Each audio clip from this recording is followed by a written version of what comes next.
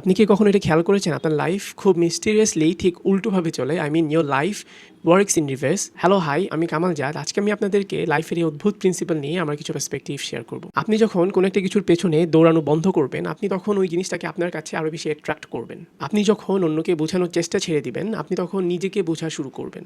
আপনি যখন একা থাকতে স্বাচ্ছন্দ্য বোধ করবেন, ঠিক তখন সঠিক মানুষরাই আপনাকে খুঁজে নেবে। আপনি যখন ছেড়ে দিতে শিখবেন, তখন সব কিছুই আপনার সামনে এসে মিলবে। আপনি যখন নীরবতাকে গ্রহণ করবেন, তখন আপনার ভেতরের কণ্ঠস্বরটা আপনার কাছে আরও বেশি স্পষ্ট হবে। আপনি যখন এটা বলায় স্টপ করবেন যে আমার সাথে কেন এমন হচ্ছে, তখন আপনি নিজেকে এটা জিজ্ঞেস করবেন যে এখন আমি কি করতে পারি। আপনি যখন আপনার লাইফে রাশ ফিল করা বন্ধ করবেন, তখন লাইফ তার নিজের মতো তার গতি খুঁজে নেবে। আপনি যখন আপনার ভবিষ্যতের চিন্তা ছেড়ে দিবেন, আপনি তখন আপনার বর্তমানকে খুঁজে পাবেন। আপনি যখন আপনার লাইফে সুখ খুঁজে বেড়ানো বন্ধ করবেন, আপনি এটা রিয়েলাইজ করবেন আপনার সুখ ব্যাপারটা সবসময় আপনার মনে ছিল, কিন্তু আপনি এটা আপনার মাথায় খুঁজে বেড়াতেন। আপনি যখন আপনার লাইফে পারফর্ম করা বন্ধ করবেন, তখন আপনি লাইফের এই নাটক থেকে বের হয়ে বাঁচা শুরু করবেন।